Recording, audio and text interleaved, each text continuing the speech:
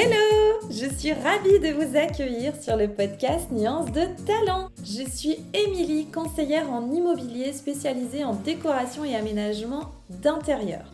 Cela fait quelques années maintenant que l'on a pris conscience de l'importance de se sentir sincèrement bien chez soi pour être épanoui dans son quotidien et sur tous les aspects de sa vie. Dans le podcast Nuances de Talent, nous allons parler habitat, aménagement, décoration, mais aussi immobilier. Vous retrouverez mes conseils professionnels, mais aussi des témoignages et des interviews avec des entrepreneurs et des artisans ayant tous pour point commun la passion de leur métier. Embellir vos intérieurs, vous rendre la vie plus agréable, faire de vos envies une réalité, c'est leur quotidien. Alors, que vous vous apprêtez à réaliser votre premier achat immobilier, que vous rêvez de réaménager votre habitat, que vous ayez un projet de rénovation ou que vous soyez tout simplement passionné de décoration d'intérieur, installez-vous confortablement et faites le plein d'inspiration.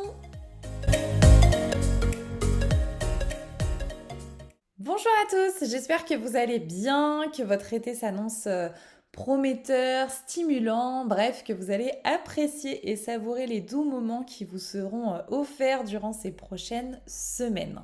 Aujourd'hui, je fais un épisode solo pour vous parler du Feng Shui. Je suis de plus en plus intéressée et captivée par toutes ces approches énergétiques, essentiellement pour moi, de manière personnelle. Alors, je ne suis pas du tout une experte et je n'ai aucune formation à ce sujet. Mais il est vrai que je lis énormément de choses, je m'intéresse vraiment à beaucoup d'aspects à ce sujet. Donc j'avais tout simplement envie de vous partager quelques infos qui selon moi ont du sens, qui méritent d'être connues. Alors bien sûr on est tous plus ou moins à l'écoute de tout ça, on y croit entre guillemets tous à plus ou moins haute dose. Donc prenez ce que vous avez à prendre de ces informations que je vais vous donner là. Tout ce que je vais vous dire dans cet épisode me semble intéressant et me parle à moi personnellement, mais ça ne signifie en rien que ce sera le cas pour vous, que ça doit être le cas pour vous et c'est ok. Donc encore une fois, ces dires ne viennent pas de moi directement, ce n'est pas mon ressenti personnel, ce sont juste des réflexions qui moi me paraissent intéressantes à connaître si vous cherchez à vous sentir mieux chez vous, à mieux comprendre parfois ce qui peut se passer dans votre état d'esprit et pourquoi vous ressentez telle ou telle chose. Enfin voilà, cet épisode c'est avant tout pour vous faire prendre conscience qu'une maison, oui, on s'y sent bien ou on s'y sent mal, mais que rien n'est acté, rien n'est figé. Des solutions existent et il est parfois important de se faire aider aussi si besoin. Notre maison mérite qu'on prenne soin d'elle afin de se sentir mieux puisque les ressentis que l'on a lorsqu'on se trouve dans un lieu a des répercussions sur notre bien-être. Donc forcément notre maison a un impact sur nous, sur notre sommeil, sur notre santé aussi. Enfin voilà. Donc ces rappels étaient importants selon moi pour que vous compreniez bien l'intention de cet épisode. Ceci étant dit, on va pouvoir démarrer. Je vous rappelle simplement qu'il existe un épisode où l'on aborde cette pratique du Feng Shui avec Jennifer, justement, qui elle est spécialisée en Feng Shui. Il s'agit de l'épisode numéro 6 qui date de 2022. Mais voilà, 2 ans après, il reste bien évidemment toujours aussi intéressant. Je vous le dis aussi en avant-première, si l'approche énergétique vous intéresse, il y aura très prochainement un épisode sur le podcast sur lequel on aborde avec mon invité la géobiologie et vraiment cet épisode m'a passionnée. Donc restez à l'affût, ça sort très très très prochainement. Allez, assez parlé, il est temps de rentrer dans le vif du sujet de cet épisode. Donc comme je vous le disais, je m'intéresse à beaucoup d'aspects de l'approche énergétique au sens large. Et j'ai voulu aujourd'hui vous transmettre des réflexions qui, moi, me semblent intéressantes dans une optique de mieux-être au quotidien. Parfois, on ne se sent pas très bien chez soi. Ce ressenti peut être récent, comme être ancré depuis un certain temps. Pour autant, rien n'est définitif. Ça, c'est important de le dire. Il existe des solutions, des choses que l'on peut mettre facilement en place. Peut-être que vous faites d'ailleurs déjà certaines d'entre elles sans même savoir que cela a un impact positif sur votre quotidien. Donc voilà, dans cet épisode, j'ai souhaité vous donner 6 axes de réflexion afin de vous aider à vous sentir mieux chez vous. Bien évidemment, si certains blocages sont trop importants, il sera sans doute nécessaire de faire intervenir un professionnel directement sur votre maison. Mais disons qu'avant ça, parfois, il y a des petites choses très simples qui peuvent parfois vous aider. Donc déjà, pour poser les bases, qu'est-ce qu'une maison Feng Shui ? Si je vais vraiment droit au but, parce que la définition est en réalité un peu plus complexe que ça, c'est une maison où l'on retrouve l'équilibre parfait entre ce qu'on appelle le yin et le yang. Comment on trouve cet équilibre? Bah, c'est là où ça se corse un petit peu, hein, mais grosso modo, un lieu où l'équilibre est parfait, c'est un lieu où l'énergie, que l'on appelle le chi, peut circuler facilement et sans encombre. Tout ça, ça peut paraître un petit peu abstrait dit comme ça, mais vous allez voir qu'avec les 6 astuces que je vais vous donner, n'importe qui peut améliorer cet équilibre au sein de son foyer sans trop d'efforts. Que du plus pour vous, donc j'ai envie de vous dire, pourquoi se priver? Alors, première chose, celle-ci vraiment, je pense que la plupart d'entre vous le font, du moins j'espère, puisqu'il s'agit tout simplement d'aérer les pièces de votre maison chaque matin. Il n'y a pas plus simple, pas plus banal comme astuce, mais il faut savoir que le fait d'aérer une pièce la purifie en quelque sorte. Les recommandations sont de 15 minutes d'aération par jour minimum et par pièce. Alors symboliquement, en fait, pour vous expliquer un petit peu, le fait d'ouvrir, ça va laisser partir la nuit qui vient de s'écouler et la journée de la veille. Et donc éventuellement, du coup, faire sortir tout ce qui n'est pas utile de garder à l'intérieur. Ça peut être plein de choses, hein. Ça peut être voilà, une mauvaise énergie due à des tensions, des disputes, des cauchemars, etc. Donc voilà, on fait sortir tout ça et on repart sur des bonnes bases pour la nouvelle journée qui démarre. Deuxième chose, et là c'est vraiment quelque chose qui est assez récent dans le Feng Shui, qui est une pratique, elle, ancestrale hein, à la base, on va parler de tout ce qui est électronique. Alors vous le savez sûrement, mais le faites-vous, ça je suis moins sûre. L'idée c'est d'éteindre au maximum tous ces appareils électroniques et surtout de les bannir des espaces de repos, puisque ce n'est absolument pas compatible avec un sommeil réparateur. En pratique, ça veut dire quoi? On évite tout simplement le téléphone, l'ordinateur, la tablette, la télé dans les chambres. C'est aussi simple que ça. Alors on parle du sommeil, mais bien évidemment c'est aussi mauvais pour la santé. Les appareils électroniques sont vraiment néfastes pour tout un tas de choses en fait, hein. Voilà, bien qu'ils soient très pratiques au quotidien, hein, ils font vraiment partie de notre quotidien. Donc voilà, je suis pas en train de vous dire de les laisser tomber complètement. Moi-même j'en serais incapable, hein. Mais essayez de les réserver pour des plages horaires spécifiques et surtout les pièces adaptées à leur utilisation. Ça, c'est vraiment à la portée de tous et vraiment, ça peut améliorer grandement votre qualité de sommeil. Alors quand je dis les pièces adaptées à leur utilisation, ça va être tout simplement une salle de jeu, un séjour, un bureau. Voilà, on évite d'avoir son bureau dans sa chambre par exemple hein, si on est en télétravail, parce que même lorsqu'ils sont éteints, les appareils électroniques ne sont pas compatibles avec le repos.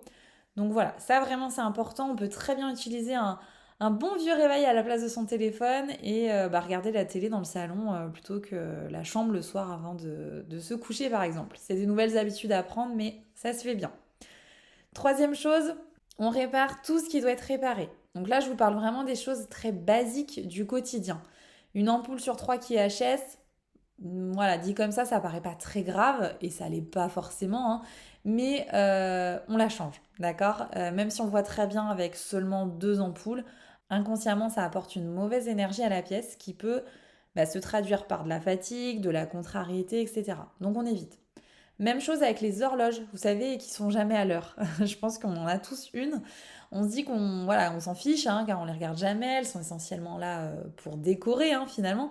Mais il faut savoir que symboliquement, une horloge qui n'est pas à l'heure, en fait, ça évoque la stagnation. Vous voyez, une horloge qui n'avance plus, c'est le temps qui s'arrête, en fait, hein, quelque part. Donc, si par exemple, dans votre vie, vous avez, je sais pas moi, le sentiment de stagner sur un projet, ou si par exemple dans votre vie professionnelle en ce moment c'est le calme plat, voilà, vérifiez la pile de l'horloge de votre espace de travail. Alors bien sûr, tout ne va pas forcément se résoudre juste en changeant une pile, mais symboliquement l'énergie n'est pas la même et il y aura forcément un impact sur votre quotidien en faisant ces efforts-là. Voilà. Donc je vous ai parlé des ampoules, des piles, mais c'est aussi le cas avec une porte qui grince, une baie vitrée qui ferme mal, par exemple. Voilà, donc essayez vraiment de bannir tout ce qui apporte de la contrariété dans votre quotidien. C'est toujours plus agréable de passer par la baie vitrée pour profiter de sa terrasse plutôt que de dire à tous les invités non, elle fonctionne plus, il faut passer par la porte d'entrée. Voilà. Donc, alors dit comme ça, voilà, hein, peut-être que vous vous dites ouais, ça va, c'est pas la fin du monde non plus d'orienter ses invités, mais inconsciemment, ça apporte quand même du négatif et le sentiment que votre maison n'est pas tout à fait stable. Alors c'est une image, hein, bien sûr, elle va pas s'écrouler parce que votre baie vitrée n'est pas fonctionnelle, mais symboliquement, il y a quelque chose qui ne va pas. Voilà. Donc corrigez ces petits éléments et vous allez voir que ça peut avoir un bel effet positif. Quatrième axe de réflexion, je vous ai parlé dans l'intro de la libre circulation de l'énergie. Alors pour ce point, c'est très vaste, hein, mais globalement, ce que vous devez retenir, c'est que rien ne doit entraver à la circulation entre les fenêtres et les portes. Par exemple, on évite de positionner un lit euh, entre une fenêtre et une porte qui symboliquement couperait en fait la circulation de l'énergie et qui peut donc avoir des répercussions sur votre sommeil. On l'observe beaucoup chez les enfants, mais c'est aussi vrai chez les adultes, hein, évidemment. Alors, je vous parle du lit, mais ça peut être plein de choses, hein. Globalement, on évite de couper la circulation qui doit être libre et fluide. Voilà, alors, bien sûr, on fait comme on peut aussi en fonction de la pièce, hein. Mais voilà. Donc, je vous parle du lit. J'en profite pour vous donner aussi cette petite astuce. On oublie les rangements sous les lits. C'est très mauvais, là encore, pour la bonne circulation de l'énergie. Ranger des caisses de vêtements sous son lit, c'est encombrer cet espace qui doit être le plus reposant et calme possible pour un sommeil réparateur. Donc tout ce qui est caisse de rangement, lit, coffre, etc., ça on évite. Je sais, c'est pratique, mais c'est vraiment pas bon pour un sommeil réparateur. Donc à proscrire de préférence. Alors encore une fois, hein, je le redis, tout ce que je vous dis là dans cet épisode, ce sont des conseils et on est tous plus ou moins réceptifs à tous ces principes. Donc bien évidemment que si vous avez un sommeil ultra réparateur en ayant un lit-coffre, ne vous posez pas trop de questions non plus. Peut-être que l'équilibre de votre chambre se suffit ailleurs, dans tous les autres éléments qui la composent, parce que bien évidemment, il ne suffit pas juste de désencombrer le dessous de son lit pour forcément et à coup sûr bien dormir. Ça se saurait. Donc voilà, il y a évidemment plein d'éléments qui sont à prendre en compte, mais disons que celui-ci est un principe de base et facile à mettre en place pour démarrer une approche du Feng Shui. Cinquième élément à prendre en compte, je sais que je vais pas me faire des amis, mais les fleurs séchées, on arrête. Une fleur séchée, par définition, c'est une fleur morte en fait. Donc à partir de là, vous comprenez bien que c'est pas ce qu'il y a de plus sain que d'avoir des éléments morts au sein de son habitat. Donc si vraiment vous êtes fan des fleurs séchées, vous pouvez bien sûr en incorporer dans votre décoration, mais petit conseil, n'en abusez pas. On arrive au dernier conseil qui me semble essentiel pour se sentir bien chez soi, le sixième, et c'est le tri et le désencombrement. Voilà. Donc je parle ici des choses qui vous rappellent par exemple des mauvais souvenirs ou bien que vous n'aimez pas ou plus. Voilà, ça sert à rien de les garder. Déjà, ça encombre l'espace. Et un intérieur encombré, c'est synonyme de mental encombré, faut le savoir. Donc tout ce qui est inutile et qui n'évoque aucun plaisir pour vous, on retire. Comme je vous le disais, souvent, lorsqu'on se sent fatigué, vous savez, parfois on se dit oh, je suis perdue là, je sais pas trop quoi faire, je sais pas trop quelle décision prendre, ou encore j'ai trop de choses dans la tête, je sais pas trop par où commencer, j'ai le temps de rien, etc. Eh bien, la prochaine fois que vous ressentez cet état d'esprit-là, essayez de désencombrer votre intérieur. Alors, il ne s'agit pas de tout faire d'un coup, hein, bien sûr. Commencez par une petite pièce, un petit placard. Mais vous allez vite vous rendre compte du bien que ça peut faire au moral que de désencombrer un espace. On se sent plus léger, plus efficace. Et ça, vraiment, ça se vérifie vraiment, même sur des personnes qui sont à la base bordéliques, si on peut les appeler comme ça. Vraiment, c'est quelque chose qui se vérifie. Donc, si vous êtes sceptique, essayez et vous m'en direz des nouvelles.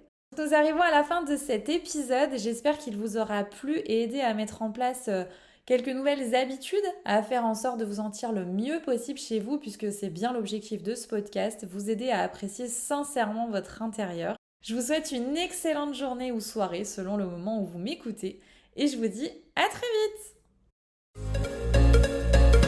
Cet épisode est déjà terminé. Merci de l'avoir écouté jusqu'à la fin. Mais attendez, ce n'est pas fini.